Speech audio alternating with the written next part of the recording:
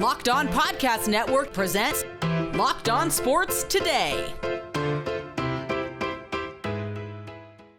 The Boston Red Sox have had a surprising season, and much of it stems from their first-time All-Star center fielder. Also, LeBron James did the Lakers a solid, and even though he was a rookie, the Minnesota Vikings lost an inspirational player in cornerback Khyree Jackson. Today's episode is brought to you by FanDuel. Make every moment more. As the playoffs in some sports wind down, the MLB picks up and the WNBA is hotter than ever. And right now, FanDuel is hooking up all customers with a boost or bonus daily. That's right. There's something for everyone every day, all summer long. Visit FanDuel.com to get started. I'm Peter Bukowski, starting your day with the can't-miss stories and biggest debates in sports. You're Locked On Sports Today. Searching all major sports. Found. Let's start with the biggest story. In a season where many didn't necessarily expect the Boston Red Sox to look like the Boston Red Sox, they now sit 9 games above 500. And here to help break it all down is Gabby Hurlbut of the Locked On Red Sox podcast. Gabby, look, a big series win here against the New York Yankees. What did you see in this series that finished with a shutout win, by the way, that kind of exemplifies what's gone right for the Red Sox so far this season? Yeah, you definitely just indicated that alone when you said shutout win.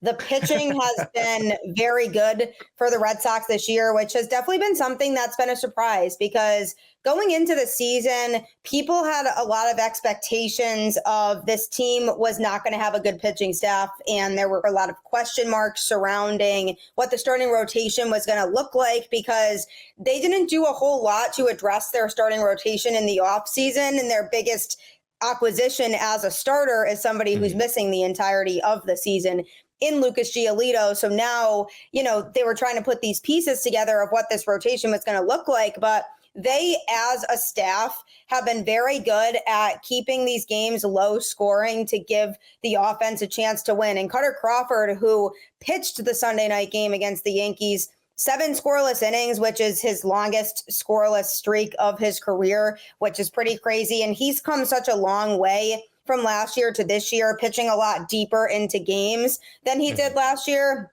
and looking a lot more confident out there. So that's one of the biggest things to me that was really eye-popping was, they go into the Sunday night game having lost a tough one on Saturday, and then they go in on Sunday and, I'm just hoping they could come away with the series win because that's what it is about, just continue to win series. So that's what they did. And, Friday night was a fun game too because they came back late in that game.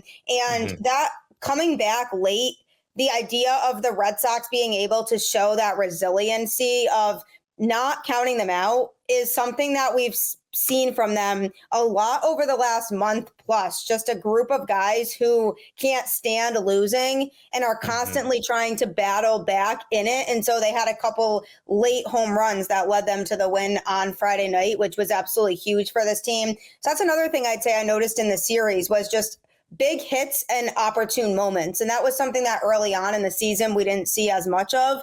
But with this recent success we've seen from them, lots of guys are stepping up in the big moments when they need to. And that has made this offense very scary for opposing pitchers to go up against. Yeah, so you've got big hits, you've got clutch moments, and you've got, let's call it surprise pitching going on there. Which would you say was maybe, or maybe something else, has been the biggest factor for the Red Sox success so far over the course of the entire season, not just this series? Yeah, no, I think for sure the starting pitching 100%. Tanner Houck is having a Cy Young caliber season. He consistently has been the Red Sox best starter this year. Whenever he goes out there, generally, you're going to get a good outing from him. And that's been fantastic too. Andrew Bailey being here, he deserves a lot of credit for what he's been doing with this pitching staff this year and the approach that they're taking of just going away a little bit from the four-seam fastballs and not using them in as many moments and using more of their off-speed pitches. And it's really helped a lot of these guys to find success this year. So that's definitely been a big thing. And also the speed on the roster. That's another thing that this Red Sox team has that not a lot of other teams do, is they have, a guy named Jarren Duran at the top of the lineup who is very fast. David Hamilton, who bats second in the lineup and is also incredibly speedy on the bases. And then Cedar Rafaela in the 9-hole also brings the speed. And Alex Cora has done a great job of managing that speed on the roster this year and putting those guys in position to score and put pressure on opposing pitchers. So that's another thing that's been a game changer for this team this year, is their ability when they get on base to make their way around the base paths quickly and score. And it really rattles opposing pitchers to have guys like that on the bases. And they keep racking up the stolen bases. And they're just fun to watch on the base paths, because when somebody, lays down a hit, and in a lot of situations it would be a single, it's a double for one of those guys because they are just so fast and can make the most of those situations. So that's another big thing this year for the Red Sox, is their ability to steal bases at a very high rate compared to other teams. And it really throws off the pitchers going against them. So that and the starting pitching, I would say, have been the two biggest factors that has helped the Red Sox be successful this year. And Alex Cora has been very good at managing all of that and putting people in the right moments at the right times. Yeah, absolutely. I mean, look, not bad places to be strong. And base running, of course, one of my favorite things to watch in baseball. And it's part of what has made the Red Sox so fun to watch so far this season. So the pitching is there, the hitting is there, the speed is there, the clutch moments are there. Does this team have everything that it needs to go on a run for the rest of the season and then get into the playoffs? Or do you expect them to maybe be active at the trade deadline coming up? Yeah, it's interesting because last year, they did not make really aggressive moves at the trade deadline, and they were only 2 games out of a wild card spot at that point. So it was definitely a little bit disappointing. And so far, in terms of, moves that they've made and the way they've addressed this roster, some people might be surprised to see them be buyers at the trade deadline, but they are in the wild card contention right now. They are, a team that very much so could end this regular season in a playoff spot. So they should be active at the trade deadline in terms of adding some pieces. Definitely could use another pitcher or two. They've just had quite a few injuries to their pitching staff this year, and just guys being used in spots that they wouldn't always necessarily be used in. So I definitely would like to see them add another middle reliever into the mix who could pitch in, maybe the 5th or 6th inning if a starter has to get pulled on the earlier side. Just kind of somebody who can solidified be in that spot to pitch those innings, before you get the guys like Chris Martin and Kenley Jansen out there to nail down the games. And then I also, suspect them to maybe be active in terms of the infield market too, because they don't really still have an established second baseman and, established shortstop because of the fact that Trevor Story's out for the whole season. Now Vaughn Grisham is also injured, and those were the guys that were going to kind of be the, middle infield there for the Red Sox. And they've been kind of just switching it between a few different guys when it comes to shortstop and second base. So if they are trying to, really put themselves 100% in contention, I think they could use a more consistent player to add to that middle infield who can be more of an everyday guy. So I do think they'll be active. They have made it very clear that they don't want to give up too many assets from their future.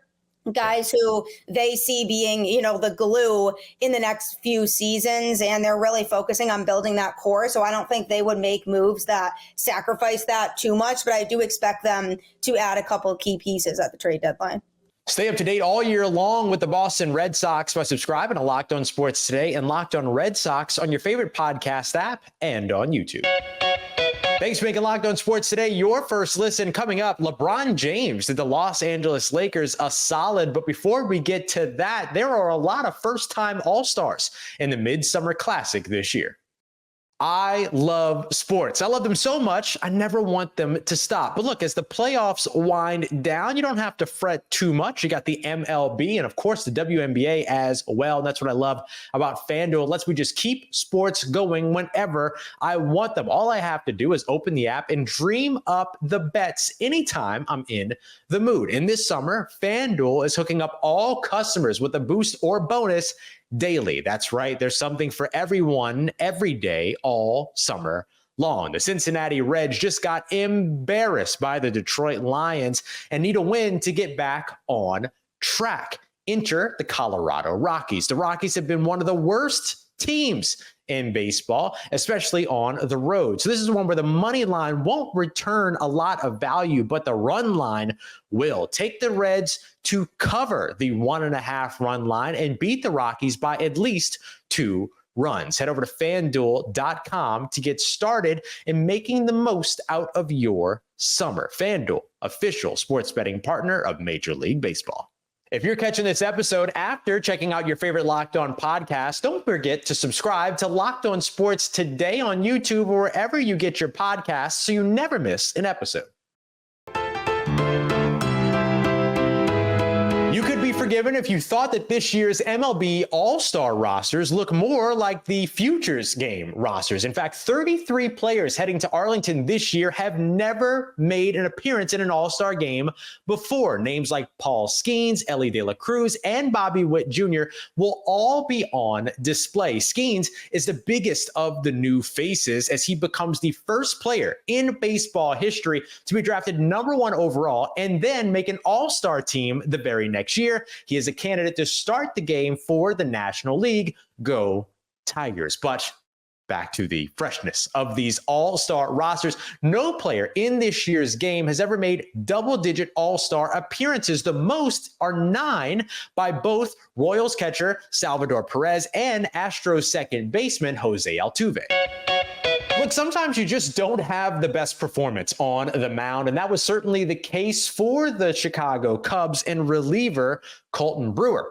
Now, in response to his poor performance, Brewer decided it would be a good idea to punch the wall in the dugout. But you see, what Brewer forgot was that when you punch walls, they punch back. And so Brewer broke his hand in the outburst and subsequently lost his job moments later to an up-and-coming pitcher. Colton Brewer, after a really rough outing on Saturday, punched a wall and broke his hand. He headed to the 60-day IL, which brought up Hunter Biggie from the Cubs AAA system, who has just had a wonderful resurgence in AAA this year. ERA in the low 1s, striking out a bunch of guys. We'll be really excited to watch him have a chance to take the mound for the Cubs the rest of this season, because these are the guys the Cubs need to hit on. Elsewhere on the diamond, the 2 worst teams in baseball got together in what ended up being a dramatic game that ended in a walk-off by Jake Berger. What a weekend it has been. The 4th of July seems like it was weeks ago, and yet here we are, finishing up this series right now with the Marlins at home against the Chicago White Sox. They walk it off in the bottom of the 9th inning, a 3-run shot off the bat of Jake Berger. Sends them home happy. I'll take that burger to go, baby. And I hope a lot of Marlins fans grabbed a burger on the way out of that building or on the way home from that game today. I know I want a burger now, seeing that. All the fixings, everything on it, as the Fish walk it off for the 9th time this season. Major league leaders, by the way, 9 walk-off wins, 8 walk-off losses for the White Sox. That also leads the major leagues. And, man, some really nice plays all the way across the board tonight. The Marlins score 6 unanswered runs. They score 6 from the 7th inning on. And before we get to LeBron James and his new contract, there was a bit of summer league news for the Los Angeles Lakers and his son. Bronny James was held out of the lineup for Los Angeles on Sunday. Reports were that there was trace swelling in his left knee and that the benching was a precautionary measure. This comes after Bronny's debut on Saturday, where he scored just 4 points on 2 of 9 shooting in 22 minutes. When LeBron James opted out of his contract to become a free agent just days after the Los Angeles Lakers drafted his son, some were wondering if he really was about to head elsewhere. What happened instead was some financial finagling, as Locked On Lakers hosts Andy and Brian Kamenetsky discuss. 2-year deal as expected, but instead of the maximum allowed $104 million, it is, Andy, $101.355 million, correct? Yes. Which is important because the discount there from $104 million to $101.355 puts the Lakers, it almost sounds made up given where the numbers are and how big they are, $45,000 below the second apron. So they are in apron world, Andy. They are real close to that second apron, but they are still under it, which will allow them some flexibility with organizing trades or whatever it might be to try, if they can, to improve the roster. Yeah, reading a tweet from Bobby Marks, ESPN's cap guru, barring a trade to put them over, the Lakers project to finish the 24-25 season below the second apron. Their 2032 first would not be subjected to the draft pick penalty, eligible to trade next summer. That's obviously also a big deal for the Lakers' future plans and the ability to trade picks, stuff like that. However, they are still restricted to take back more salary unless it is $45,000 or below in a trade or aggregate contracts if the post-transactional salary exceeds $188.9 million. So talking about the Lakers' total payroll. So they are still living in the restrictive world between the first and the second apron. I feel like we are explaining the rules of Stranger Things, different portals or whatever, but this is a big deal for the Lakers in terms of still trying to have some ability to make trades and things like that, because if LeBron did take the full max, there would be ways to get under, whether you're talking about stretching and waiving a Cam Reddish or a Jackson Hayes or a Christian Wood, or salary dumping them, including assets. And quite frankly, I expect that possibility still to remain. It's pretty strong. It'll happen, but this gives the Lakers a head start on it. And it's what both Brian and I expected would happen as far as what LeBron would ultimately sign for. And I'm happy to see that he did. Yeah, I mean, once it was sort of put out there that LeBron is considering doing it, you can't be like, I changed my mind. And as I said in the cold open, he does the Lakers a solid here, which is 100% true. He also does himself a solid.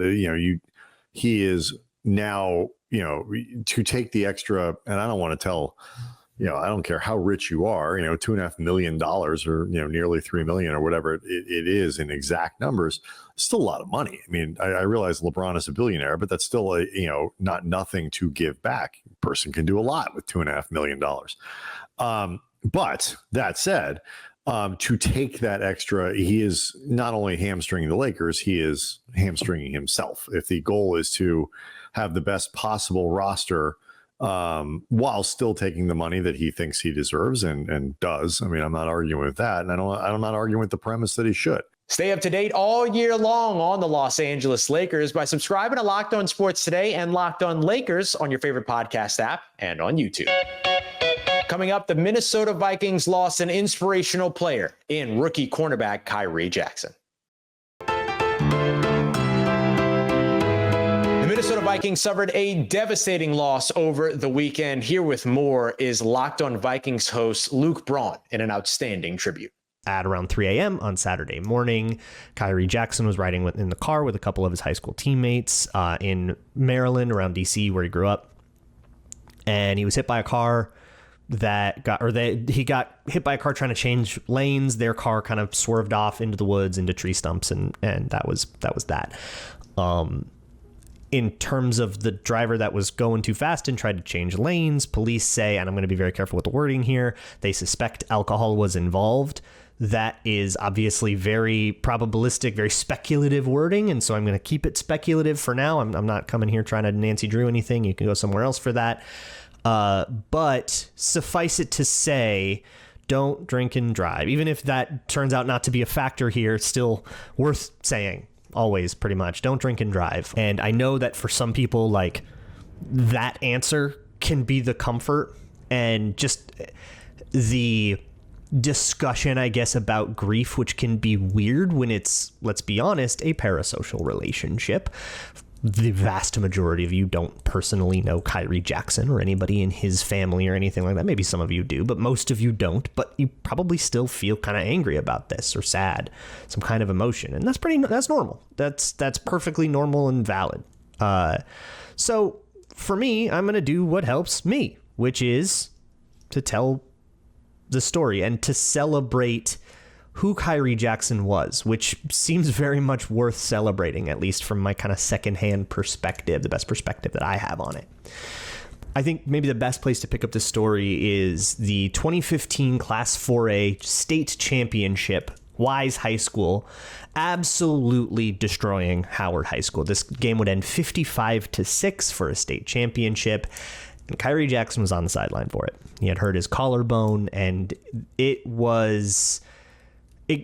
left a little bit of a chip on his shoulder, for sure. This like feeling of being like caged on the sideline while your teammates go out and do this whole thing without you and fight this fight without you. Obviously happy to have been part of a team that won, but it's bittersweet when you're injured and you can't participate.